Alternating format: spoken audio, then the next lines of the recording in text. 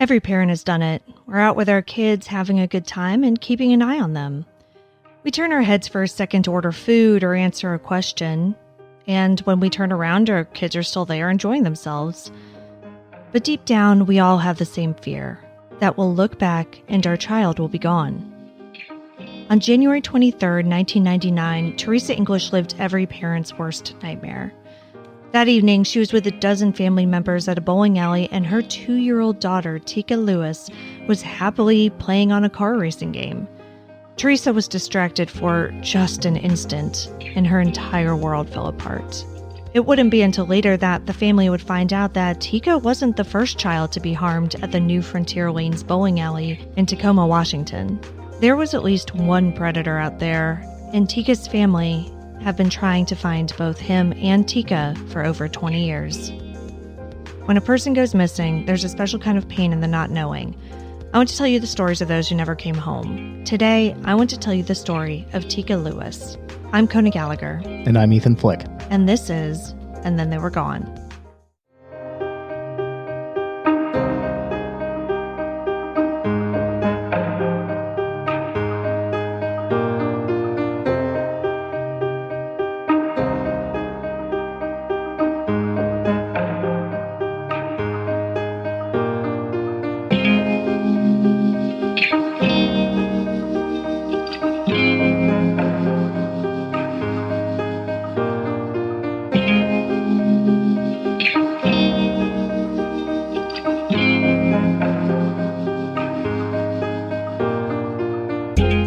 Welcome back, everyone. Welcome back. Well, we certainly didn't intend on having 2 cases in a row involving bowling alleys. I kind of wanted to bring that up. Like, why are we now the serial bowling alley disappearance podcast? Yeah. I don't know.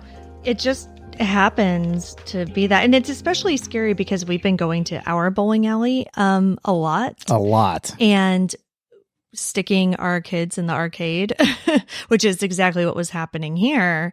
Yeah, so it's I don't know, it's amazing like how quickly things can happen.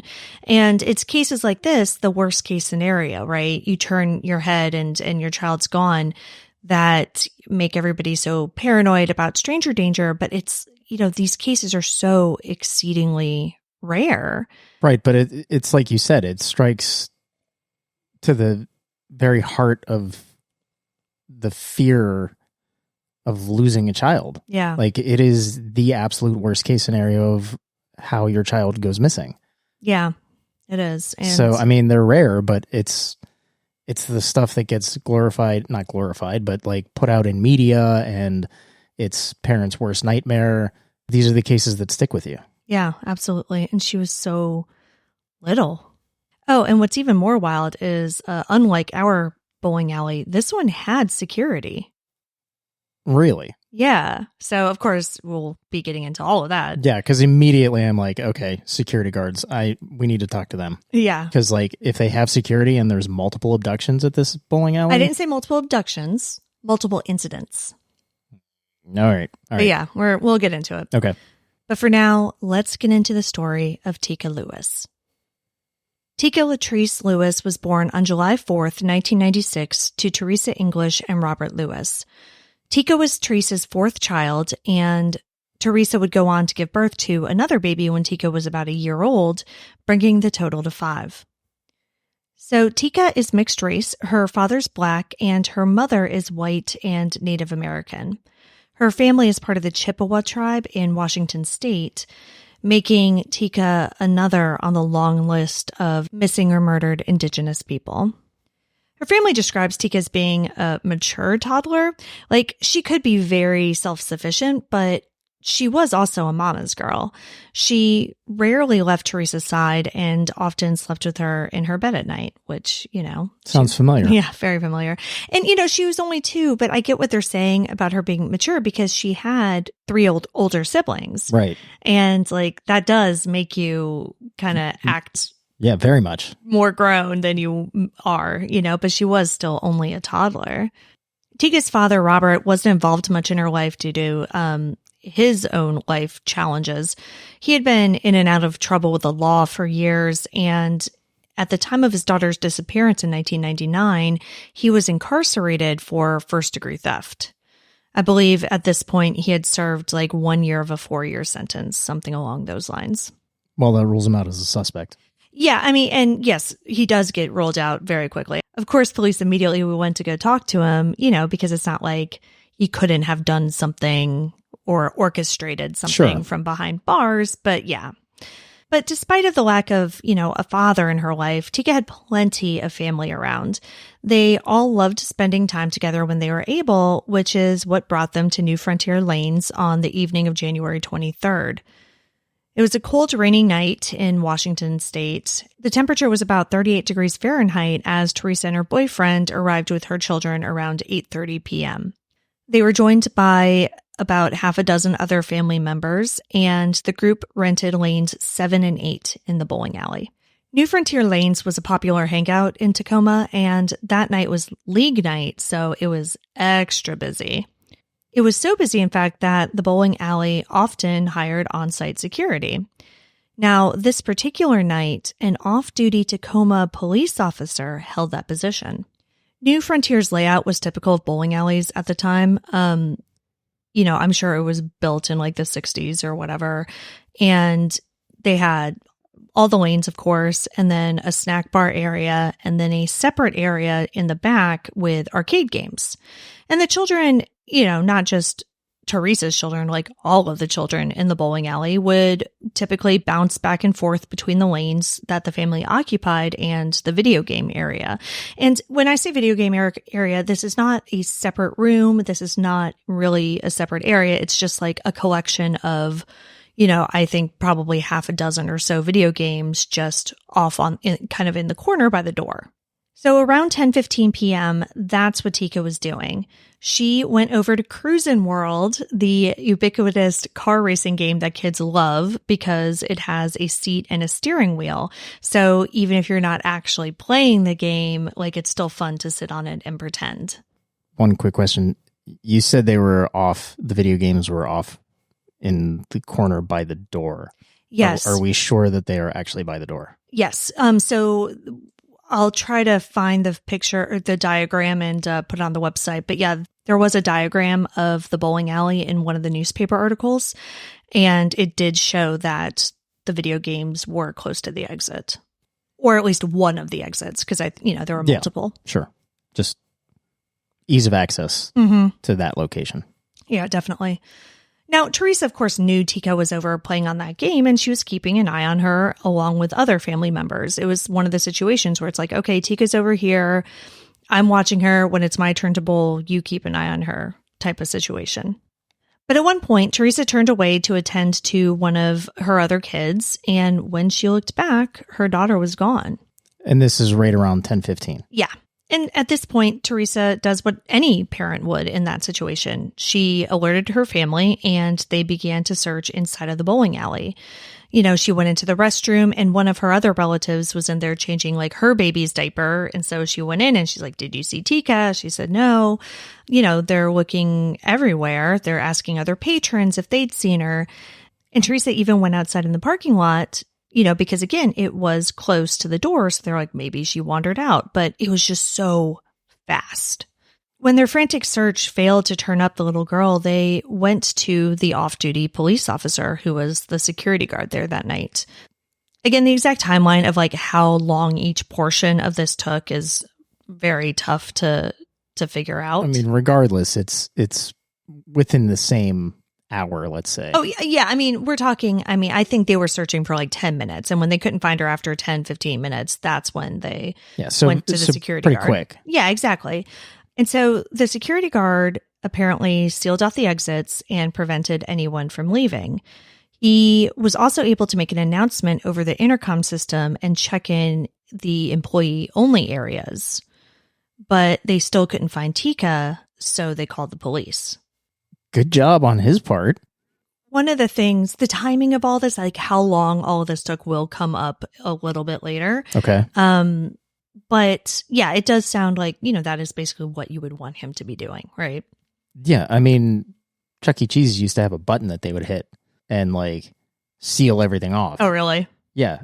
I don't think that they pay attention anymore post-pandemic. No. They're like, it's like a free-for-all. It really is. Anybody can come in and take as many kids as they want. Yeah. But like legitimately, I mean, especially in the 90s, like that was a big thing where like the employees would hit a button and like literal gates would come down and close off all the exits. Oh, wow. Yeah. There was like a whole episode of CSI about it. Oh, okay. Police arrived quickly, but they were operating under the assumption that the toddler had wandered off, which, you know, in their defense, like that is the most likely scenario. Yeah, especially if the video games were as close to an exit as it seems like they were. Exactly. Given the cold weather and the late hour, however, they still did act with urgency. They searched a 1.5 mile radius around the bowling alley's location at 4702 Center Street. The Pierce County Sheriff's Department organized about 36 search and rescue volunteers, some with dogs, and sent them out. And this basically, I mean, they searched, you know, the immediate area right away. I don't know exactly when if they like broke to go to sleep or whatever, but I do know that, I mean, there was a 15-hour search. So I think if they did stop, they resumed very early the next morning, Sunday morning, and searched until dusk the next day, basically. So by Sunday morning, the FBI was involved with more agents continuing to join as the day stretched on. Helicopters were called in, but no trace of the toddler was found. By 5 p.m. on Sunday, the next day, law enforcement officials announced that they believed Teekah Lewis had been abducted. And again, this is the same thing we talked about with Orson West. It's like when you have a child this little, if they simply wander off, there's only so far they can physically go. Right. So if you don't find them in that very small area, you know that there's a third party involved. Yeah, and this is something that we've talked about before with how you and I disagree with not with each other, but with the rules around Amber Alerts and when they can and can't be issued. The thought process behind it is you don't want to desensitize people to Amber Alerts, so you limit the amount that you put out and leave them only to cases where you know an abduction happened. Right. But an Amber Alert, especially when you're talking about somebody so little, should be issued, in my opinion, right away, regardless of whether there is any evidence of an abduction or not, because the more eyes you have looking out for a 2-year-old, the better. Well, exactly. Now, in their defense, Amber Alerts did not exist yet. In 1999? In Washington State. Yeah, I did fact check myself there, and I was right. The Washington State Amber Alert Plan was authorized in 2003. Damn, that just seems really late to me. No, I know. But yeah, so that wasn't even an option in this case. And of course, the people who were at the bowling alley and who lived nearby were aware of something very early on because they were knocking on doors and, interviewing people. But the general public in Tacoma didn't really begin to find out anything until Monday. So like a full day and a half. Yeah. Maybe 2 days, depending on when on Monday. Yeah, exactly. I mean, it didn't start to hit the news until Monday. So on Monday, 32 Tacoma police officers and 11 FBI agents conducted a door-to-door search around the bowling alley and interviewed local sex offenders. So again, this is where they're starting to expand out in terms of the people that they're interviewing. So they've already interviewed the patrons and the employees at the bowling alley. They've started talking to the family, obviously, but now they're expanding and looking to see who else is around. A 24-hour tip line was also set up. Theresa was given her first polygraph on Monday, and police, of course, interviewed the family, though nobody else at the time was given a polygraph. Tacoma police spokesperson Ed Baker told reporters that they weren't focusing on the family as suspects, but they had to be ruled out. Yeah, no, that's standard. However, Tacoma police wouldn't release the results of the polygraph, and Theresa told reporters that the polygrapher similarly wouldn't give her any information. So she didn't actually know if she passed or not. The police weren't saying anything. She ended up taking a second polygraph later, and I assume she passed both of them because she was ruled out as a suspect. The search continued with volunteers continuing to look and handing out flyers, but investigators failed to develop any strong leads and were, of course, getting frustrated. By that point, over 120 tips had come into the tip line, but none had developed into anything substantial. They put out an appeal to the patrons who were at the bowling alley Saturday night to turn over any photos or videos that they may have taken. Tacoma police spokesperson Ed Baker said, quote, "A picture can solve this case," end quote. And that would actually turn out to be extremely true, as we'll get into. But, they weren't just waiting for leads to come in. So I don't want to give it that impression either. They haven't completely turned this over to the public saying, all right, what do you have for us? Yeah, but at this, cases of missing persons, use the public as your ally. This is, it's a 2-year-old girl that's gone missing. Like, put as much information out there as possible. Get as many eyes looking for her as you can. Like, there's no reason to hold anything back in the search for her. Yeah, absolutely. And at this point, they certainly are not. Yeah, so like I said, they were, continuing to search. It was kind of a wooded area around the bowling alley. There were like a lot of, overgrown like weeds and plants and stuff too. And there was also a pond nearby, and they dragged the pond. Like, they were thoroughly searching the area. And on Thursday, police announced a possible lead.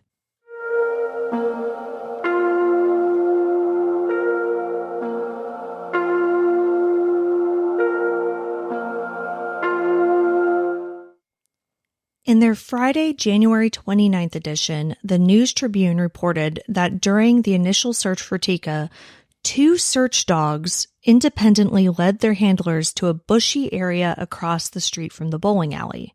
However, from what it sounds like, nothing was found at the time. But during a search on Tuesday, so 3 days later, a rolled up ball of men's clothing was found in those same bushes.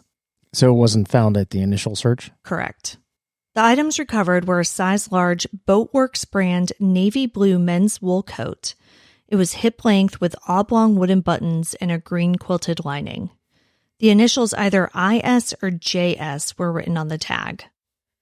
They also recovered a pair of off-white size 34-32 men's Lee Dungaree brand jeans, stained with either purple or blue ink, and a new-looking Columbia brand flannel shirt. The shirt was green and blue plaid over a white background with yellow highlights. It was cold and rainy on the day Teekah disappeared, and it continued to be so in the days following. And police told reporters that the clothing didn't have any mold or mildew and did not appear to have been outside for very long. They were confident that it was not there during the initial search. So aside from just them being in that same area where the dogs searched, what makes them think that it's connected? Well, it was almost in the exact same spot where the dogs searched. Okay. Like in the same bushes where the dogs alerted, I should say. Yeah, it seems, well, I guess criminals go back to the area of offense right all the time. So it just seems strange to me that somebody would go back to the scene of where the event occurred just to dump their clothes if they didn't find the clothes before. It is a little odd for sure, but yeah, I'm not discounting it. It just seems odd that would happen, especially given that the police said that it didn't look like the clothes had been outside for a long time. So after the clothing dried, it was combed for fibers, but the results have never been released publicly, so we don't know if anything of evidentiary value was found or not. So I can see them keeping that a secret, especially given that there are initials, IS or JS. Right. Like, you don't want to tip your hand if you actually have evidence that whoever IS / and or JS, whatever, is the perpetrator of some nefarious act against Teekah. Like, I can see them keeping that information secret because that doesn't help in the search for her. No, absolutely. And so we don't know if there was anything on the clothes or whatever. Now, I did read one article That said, those initials are consistent with initials that a local thrift shop would put on their clothing. But it didn't make sense to me because I don't remember the shop's name off the top of my head, but it wasn't anything that was close to those initials. You know what I mean? So I don't know why they would randomly put those particular initials on items that they sold. So I don't know. I just read that in one source. Now, police, as we've been saying, did jump into action very quickly with regard to Teekah's disappearance. But when a missing child is not found, it's natural for the family to feel as though authorities aren't doing enough to find them, right? I mean, I can't imagine how powerless and helpless you must feel, and you're looking for somebody to blame. And so, like if she's not found, kids are found. They don't disappear, right? So you've got to think you're not doing something. There's something you're not doing. And that's how Theresa felt, obviously. So she and two of her brothers marched down to the Tacoma Police Department and demanded to speak with the chief. And like this was all caught by reporters. They simply felt like not enough was being done to find Teekah. But, as was explained to them when they went down there, the sad fact was that more resources were being devoted to this case than any other in the area in years. So Theresa left the police station feeling defeated and deflated because she really couldn't place the blame there. For them to say, and for it to be true, that all of their resources are going towards that case, that's a lot. Tacoma is not a great area. No. It's right outside of Seattle, for those that don't know. It's where the airport is, SeaTac Airport. Mm-hmm. It's mostly a port, a seaport. It's really crime-ridden. Right, yeah. It's not a great area. So, again, for Tacoma PD to say, and for it to be true, that they're devoting the majority of their resources to this case, that is saying a lot. No, it really is. But yeah, of that course, also doesn't it doesn't mean, give any comfort to the family, of course. And it doesn't mean that the investigation was without flaws. So, we're here talking about this case over 2 decades later, so it shouldn't be a huge spoiler alert to say that it went cold. And as the years have gone on, information has come to light that I don't know if police properly followed up on at the time. In January of 2020, 21 years after Teekah's abduction, Fox 13 Seattle interviewed a man that they're calling John. John was 17 years old in January 1999, and he was at New Frontier Lanes bowling with his family on the night Teekah disappeared. He told reporters, quote, "I had to use the restroom, so I went towards where the restrooms were. This rude guy bumped into me with this little girl, and he was white. The little girl was mixed. I just thought it was a father rushing his daughter to the restroom," end quote. Now, this incident stuck out to John because the guy hit his shoulder really hard when he bumped into him and didn't say he was sorry. So he was just like, this guy's a dick, Now, he doesn't say what time he and his family left the bowling alley, but he did say that when they left, there were police officers in the parking lot. But the officers didn't tell them what was going on or that they were looking for a missing little girl. I mentioned the security guard making the announcement over the intercom, so I'm guessing that it wouldn't have been that John and his family would have left before that happened because that was before the police were called. And if the police were already there, so maybe they didn't hear it. Because there were like hundreds of people at this bowling alley. It's league night, so that's certainly a possibility. But then if the police are already on scene and the off-duty PD security guard had, quote unquote, locked it down right, and didn't let anybody leave, somebody should have been interviewing people as they were leaving. Well, exactly. And that's what's so strange because it doesn't sound like they were interviewed at that time. And they were just allowed to leave. Yeah, so maybe it wasn't as locked down as it seems. Exactly. So John and his family just went home. And it wasn't until he was watching the news a few days later that he made the connection and realized that Teekah was abducted from the bowling alley the same night he was there. And what's more, once he saw a picture of her, he realized that she was the little girl being rushed into the bathroom, and the rude man was not her father. And this was back then. Yeah. This was not him recounting it 20 plus years later. Yeah, no, this is him. He's talking to reporters for the first time 21 years later. But no, he realized days later, like Monday, Tuesday, what had happened. John called that 24-hour tip line to tell police what he saw, and they interviewed him. They took him seriously. They interviewed him, but he never heard from them after that. So, for the last 20 years, he had been wondering, if what he had seen was important or had anything to do with anything. And I'm assuming we don't know what level of interview. Was there a sketch artist brought in? Anything like that? No, we don't have the details of it. Just that it was one interview. It's a huge missed opportunity there. According to this article that I was reading from 2020, it wasn't until a cold case detective, Detective Stephen Ropel, was looking through Teekah's case file 20 years later that he realized the potential significance of what John witnessed. John described the man that he saw as having a pockmarked face. Now, this rang a bell for Detective Ropel.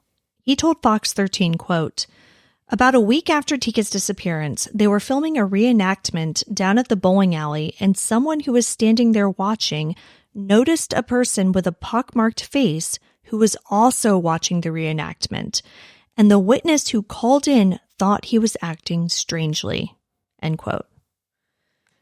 Returning to the scene of the crime. Exactly. Just getting right back to what you were saying before.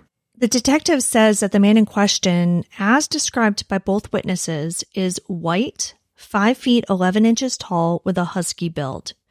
He had shoulder-length, curly brown hair with a thick mustache and a heavily pockmarked face. He was also said to be wearing, and I don't know if this is at the bowling alley or at the reenactment, but he was said to be wearing a blue plaid shirt and faded jeans, which is similar to the clothing found near the scene, which was a green and blue plaid shirt and off-white jeans. And I think off-white jeans and very faded blue jeans could look similar in certain situations. Clarifying the timeline. When was the reenactment versus when they found those clothes? So they found the clothes on the Tuesday after her disappearance, so about 3 days later. Okay. The reenactment was about a week later, I believe. So it was after, I believe, they found the clothes that Yes. they did the reenactment. Although John wasn't re-interviewed back in 1999, the existence of this pockmarked man was reported on much earlier than when his article came out. An article marking the 1-year anniversary of the abduction has a rundown of the most important evidence that police had up to this point.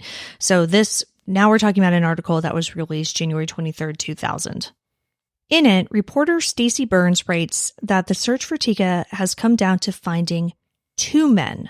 Detective Larry Lindbergh, head of the Tacoma Police Department's Missing Persons Division, so he was the lead on this case, I don't know if when she disappeared, but at least 1 year later, who is different from the cold case detective. Lindbergh told Burns that a teenager who was at the bowling alley that night told investigators that he had seen 2 men hanging around the video games while Teekah was playing.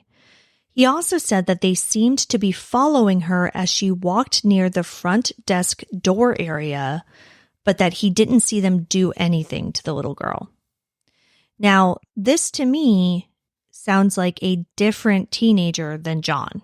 Right, because John ran into pockmark-faced man going near the into the bathroom, or near the bathrooms, right? Yeah, near the bathroom. This teenager says it was 2 men near the video games. One of the men was believed to be in his 30s or 40s and about 5'11" and 200 pounds. He had brown hair, a thick mustache, a big nose, and a pockmarked face. Fitting the description that John gave. Exactly. The second man was also believed to be in his 30s or 40s, but was shorter, standing at around 5'9", but also weighing about 200 pounds. He had long black hair and wore dirty jeans and a gray jacket with a sports logo. Now, by this point, We're talking a year later. And the tip came in much earlier than this, but this is the first actual mention I could find of it in the media. A different witness had also come forward with a description of a car that she had seen speeding out of the New Frontier Lanes parking lot around the time of Teekah's disappearance. She didn't see who was in the car, so it's not known if it could have been one or both of these men, but she described the vehicle as a maroon, four-door, 1980s or early 1990s Pontiac Grand Am with a spoiler on the back and tinted windows. Apparently, there were a lot of those in the area at the time. Police said that it was basically a dead end. It was a needle in a haystack, and they were never able to locate the car or its owner. That is the most white trash fucking car ever. A Pontiac Grand Am. Yeah. Did it have T-tops? Like, that would make it even worse. No, apparently not. Just a spoiler and tinted windows. Okay. It was at this point in my research that I noticed something interesting about this case that probably happens in a lot of these unsolved cases that span decades. With so many different people working on this, both on the investigation side and on the media side, information gets lost. So we've already kind of seen this with the man with the pockmarked face. Detective Ropel came across John's tip about bumping into him on the way to the bathroom and connected it to that tip from the news crew, both of which were given, within days of Teekah's disappearance. But that information doesn't appear to have been connected to what the former investigator on this case told reporters back in January 2000 about the other teenager who saw two men, including one with a pockmarked face, hanging out near the video games. Yes, this is 20 years apart, but I am, again, just a person with a newspapers.com subscription. I'm not anybody.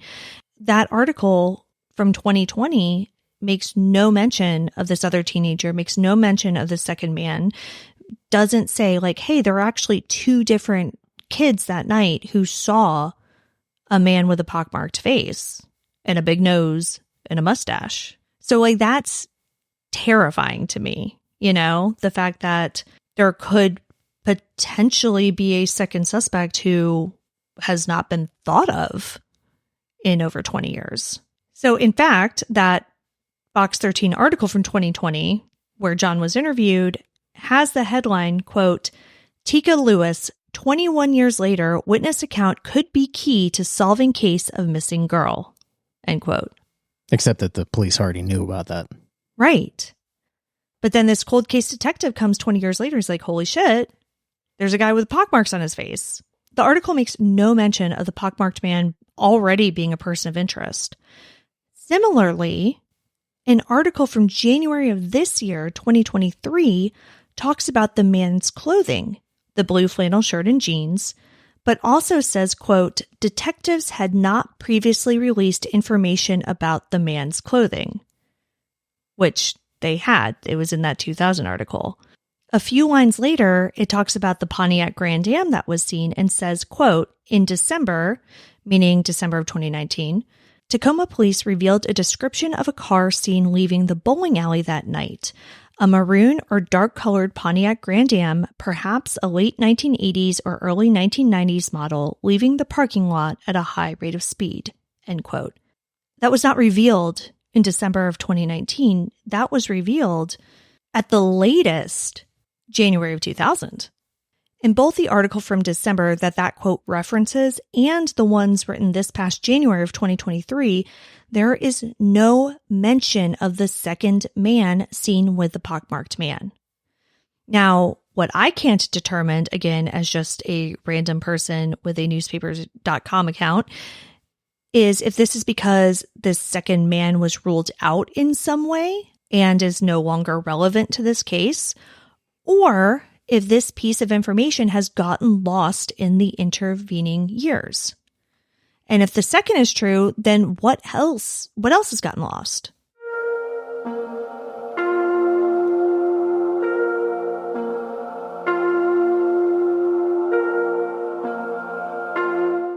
I mean, there's no way that they could have ruled the person out. It's just a description of somebody. Like, they can't rule that out. Right. So it does fall to the side of either information being lost or information being categorized as less important. Right. But I mean, the pockmarked man, he's coming up even more. And so if somebody truly was with him that night, that is extremely important. It is. I will say this, just in the defense of the detective on the case at the time. Back in 1999. Correct.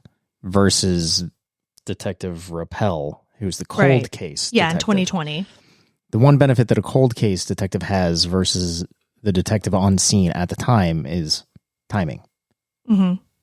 The cold case detective has all the information gathered right in front of him. There's no rush. Oh, for sure. And he already has the established timeline and the key players. And they'll go through all the evidence and rework everything. Mm-hmm. But there's no rush there. No, of course. Versus the detective on scene at the time. One of the things when, a new case like this is coming on, there's a flood of information coming. So it gets delegated. Right. To other officers to figure out what's important and what's not, to then bring it up to this lead detective. Probably not the best model. But one person can't do it all. No. But I feel as though in a missing persons case, there should probably be a little bit more oversight from a lead detective as far as what information gets passed on. Instead of, no offense against officers on the ground, uniform guys, they're interviewing people. They are the ones determining whether that information is good to go up or not. And I think it's tough because they don't have all the context either. Exactly. Like usually it's just bodies. It's like, right. Okay, you're on shift. Like, you're going to handle this. Yes. You're going to be the guy right now who's listening to the tips on the tip line. Right. And then tomorrow it's a different guy. Right. And you can brief them as much as you want, but it's not the same people having the same firsthand information. Right. Which is where I think, and I know it's easy to say this. And we are being such Monday morning quarterbacking dicks right now. Yeah. But that's kind of what this podcast is, honestly. Yeah. And what we have seen is, and we have brought this up many times, is there's no training on missing persons cases. Yeah. There's none. So every police department does it differently. The FBI does each case differently. Of course. And at least the Tacoma Police Department has a missing persons division, which not That's everybody huge. does. Yeah. So they're already ahead of also a lot of terrifying other agencies. that enough people go missing in Tacoma, Washington that they actually have a division for it. Well, it's a true crime trope. Like, don't ever go to Washington because so many people go missing there. And honestly, it is a port town, like you said. Like, there's a lot of trafficking. There are a lot of It's transient. Yeah. Sorry. The Washington State Board of Tourism is not going to be sponsoring. They're not going to endorse our show. No. I apologize. I've never even been to Washington State. Ethan got married there one time, but got to bring that up. Regardless. I'm sorry, Washington. I'm sure there are parts that are lovely. That's where Twilight was, right? They have vampires too. Anyway, when I was researching this case, I was getting frustrated because I kept reading different write-ups that mentioned nearby incidents that were not only similar to this one, but could have been perpetrated by the same man. Now, what was frustrating, though, is that I read all of these sources, but I could never find the original source of this information. So, like, for instance, on one of her missing persons pages, there was information about these other incidents, but it doesn't say where they got that information. Oh. So it was just very frustrating for me. But I think I was able to find somewhat of an answer. Now, it does sound as though the information about these 3 incidents that I'm going to talk about was called in during the initial investigation into Teekah's disappearance. So whether it came through the tip line or through, I think one of them came from employee interviews at the bowling alley. I think this was all known close to the beginning, but it wasn't in any of the news articles that were published at the beginning. Okay. Right? So I don't know what was or wasn't done with this information in 1999. The first actual mention of it I can find in the media was from a 2012 article about Teekah's case. At this time, Detective Lindsay Wade was in charge of the case. So now we're talking about like a whole third detective. Yeah. And she was another like cold case detective. Because again, we're talking 13 years later. So like all cold case detectives, she was going back through the over 700 tips that had been called in the previous, 13 years.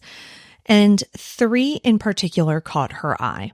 They were all incidents involving children getting approached and or assaulted by a stranger in and around New Frontier lanes. In the bowling alley? Yes. 2 of the incidents were in the bowling alley. 1 was nearby. And this part is tough to talk about. On November 29th, 1998, just under 2 months before Teekah's abduction, a 4-year-old boy and his father were at New Frontier Lanes. His father was in a bowling league, and while he bowled, the little boy went over to the arcade area. Oh, Jesus. Later, another patron found the boy lying down on the floor in a bathroom stall. He had been sexually assaulted. The suspect was said to have been a white man with brown curly hair and a beard. He was possibly wearing a baseball cap with the word Husky on it. So not necessarily fitting the pock-marked face man. Well, that man had brown curly hair and a mustache. This guy had a beard, so he may, if he was the pockmarked face man, you might not have been able to tell. Right. Unlike the night of Teekah's disappearance, the security guards, and it does sound like there were 2, on duty were not off-duty police officers. They were just guys who were hired to be security guards. So the father reported the assault to the guards and assumed that they would call the police, but they didn't. Okay, so did the father end up calling the police? Well, yeah, so the father found this out the next morning when he called the police to follow up. Because, I guess the police never came to talk to him or whatever. So he called them and they said, yeah, no, what are you talking about? So then he reported the crime himself. The security guards said, and I don't know when they said this or to whom, that they recognized the suspect as somebody who had been in the bowling alley before, but that they didn't know his name. I mean, what the hell? Yeah, no, I know. It's just going to get weirder. All right. So Detective Wade, who's looking at this, thinks that this guy could have been a regular at the bowling alley. But I don't know what ever happened with this case to that, with that poor kid. I don't know if the investigation into this assault of this small child went anywhere. But, this was an incident that happened at the bowling alley 2 months prior to Teekah's disappearance. And they tried to just sweep it under the rug. My brain is going a million miles an hour. Why didn't the security guards report it? Why didn't the father call the police that night? That night, yeah, when the police never showed up to interview anybody. If this person was recognized as a regular, why wasn't there follow-up on any of this?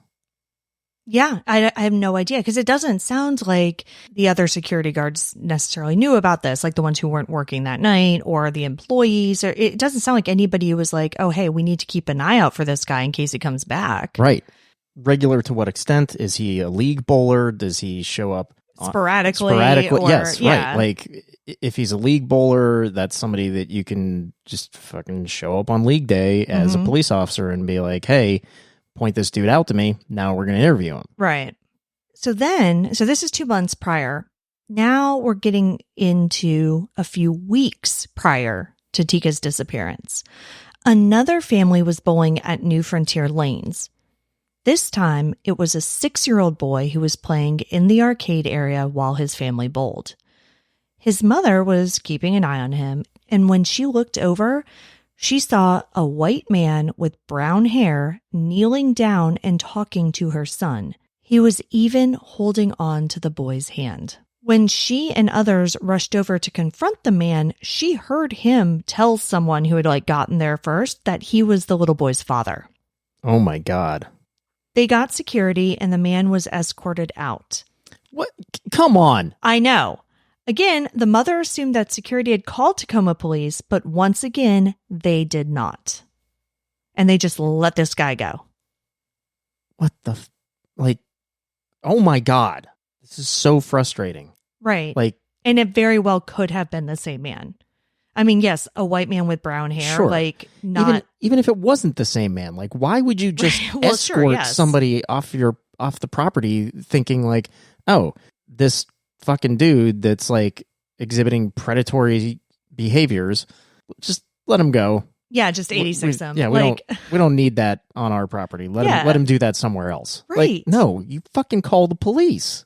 Yeah, no, I don't know. Absolutely wild. The third incident took place just hours before Teekah's abduction. A father and his 2 children were at a park less than a mile away from the bowling alley. While they were there, the father saw a white man with brown hair and a baseball cap by the bathrooms. He appeared to be motioning for his children to come inside the bathroom with him. Jesus.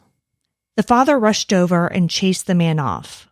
According to the father, the man got into a blue 1995 Pontiac Grand Am and drove off. So different color, but the incident with Teekah was at night. So the color could have been off because it was just dark. Yeah, and in terms of the witness who saw the car at the bowling alley that night, most things that I've read say that they believed it was maroon, but I have read some reports saying it was maroon or purple. And if we're talking more purple and blue, yeah, right, that's especially when one is at night, right? Yeah. So the dad didn't call the police at the time. He was like, I chased this guy off. He left. But once news broke about Teekah's disappearance, he called it into the tip line. So the man or men involved in these 3 incidents remains unknown. So, we obviously can't say for sure whether they're related to Teekah's disappearance or if they're related to each other or any of it. There's enough similarities, obviously this is hindsight, but there's enough similarities between all of them that it's almost got to be the same guy. Right. And, it has been said that witnesses told police that one or more of these men had a pockmarked face, but I was not able to find that in any of the original source material. So I think that might have been kind of added along the way. So I don't have any confirmation regarding that. But let's get back to the pockmarked man. This part I kind of don't understand. I think I figured it out, but so as I mentioned earlier, police put out a call back in 2020 for help identifying this man. In a report from local NBC affiliate King 5, Theresa says that a few months prior to this call for help, by the police, they showed her a picture of the man to see if she recognized him. A picture? Right. Picture, but not a photo. So that's what I was confused. I'm like, if they don't know who this guy is, how do they have a picture? Right. I think that it was a picture, not a photo, and it was a composite based on witness descriptions. That's what I have to guess. I didn't even bother to mention this because it should probably go without saying. The surveillance video at the bowling alley was not working the night of Teekah's disappearance because it never Shocker. is. So I don't think it was a video still or anything like that. Right, but they did ask witnesses if anybody had taken any pictures. So I mean, so maybe they do have a picture of a possible sighting of this guy. Yeah, I mean they could. I truly don't know. But whatever image she was shown, it was clear enough that she recognized him. So we got him. This is where it gets even weirder. So she didn't recognize him as like somebody she knew. Yeah, But no. she recognized him as somebody that she had seen at the bowling alley and was like, yeah, this guy looked like somebody I did not want my kids around. Mm-hmm. But what's stranger is in the article, she said that she believed she had also seen him on Facebook following a page she had set up about Teekah's disappearance and interacting on that page. Mm.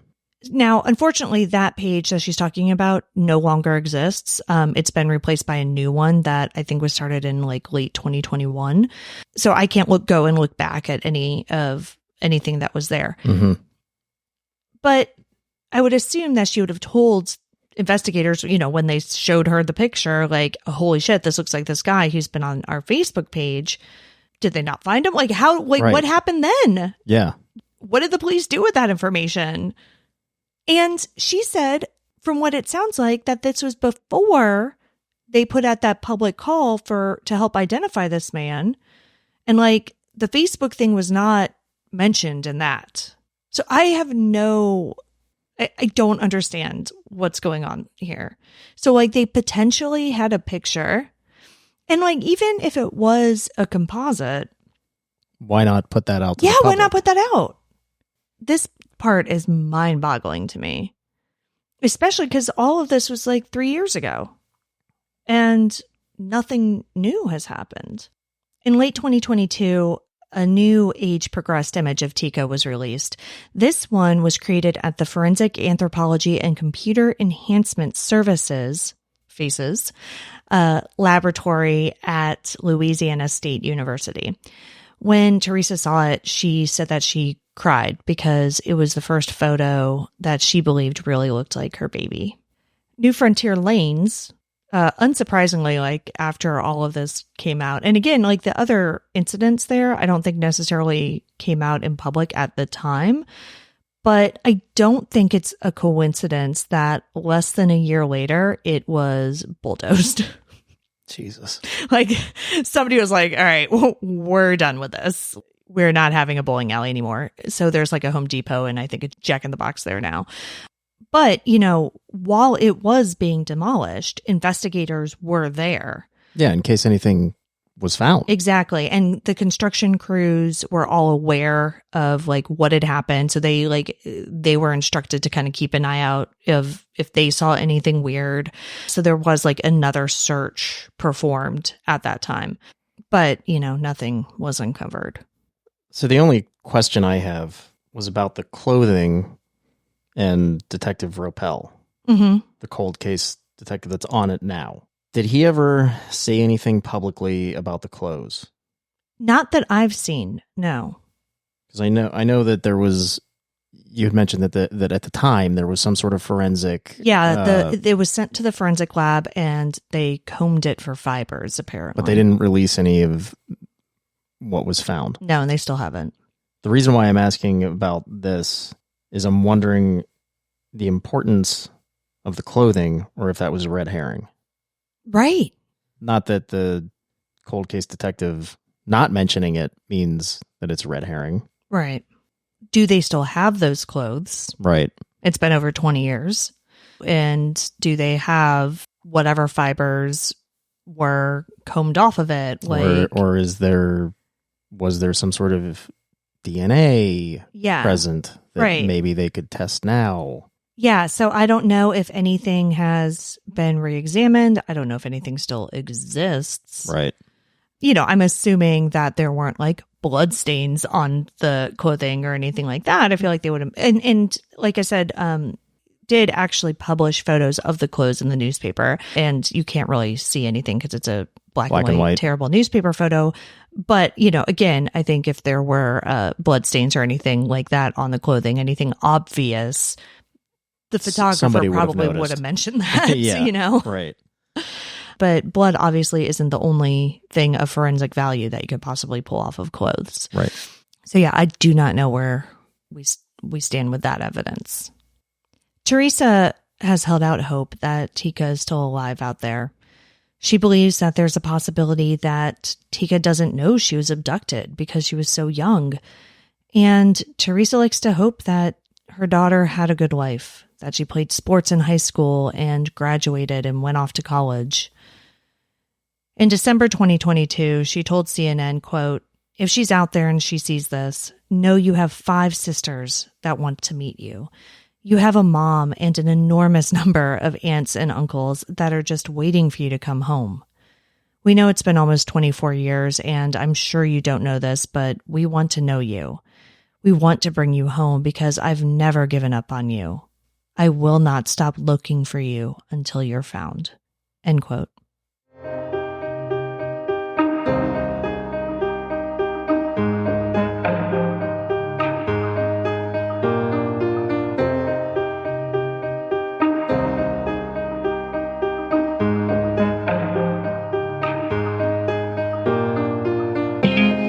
Teekah Lewis has been missing since January 23, 1999 from Tacoma, Washington. Teekah is a mixed-race female who is Native American, white, and black. She was approximately 3 feet tall and 35 pounds at the time of her disappearance. She has black hair with natural reddish highlights and brown eyes. She has a large birthmark on her left buttock and patches of light discoloration on her face and the left side of her buttocks as the result of eczema. Teekah has facial dimples and pierced ears. She was last seen wearing a green Tweety Bird sweatshirt, white sweatpants, and black and white Air Jordan sneakers. She also had a clear purse with a fish design containing Starburst candies and quarters. The Tacoma Police Department is asking anyone with information about Teekah Lewis's disappearance to contact Crime Stoppers of Tacoma, Pierce County at 1-800-222-TIPS. You can also call the National Center for Missing and Exploited Children at 1-800-THE-LOST. There's a $1,000 reward for information leading to arrest and charges in the case. You can see all the sources for this episode along with photos and videos at our website, andthentheyweregone.com. And be sure to follow us on social, and Then They Were Gone Pod on Facebook and at ATTWG Pod on Instagram, TikTok, and Twitter. If you like what we're doing, please subscribe and consider leaving a 5-star review on Apple Podcasts. It will help new listeners find us. And the more people that listen, the more chances we have of bringing someone home. And we'll see you here next week for a brand new episode. See you next week. And Then They Were Gone is hosted by Kona Gallagher and Ethan Flick. All research, writing, and editing is done by Kona Gallagher. Theme music is The Stork by Ketsa. Additional music is provided by Kai Engel. And Then They Were Gone is a Little Monster production. Hey, you can do it!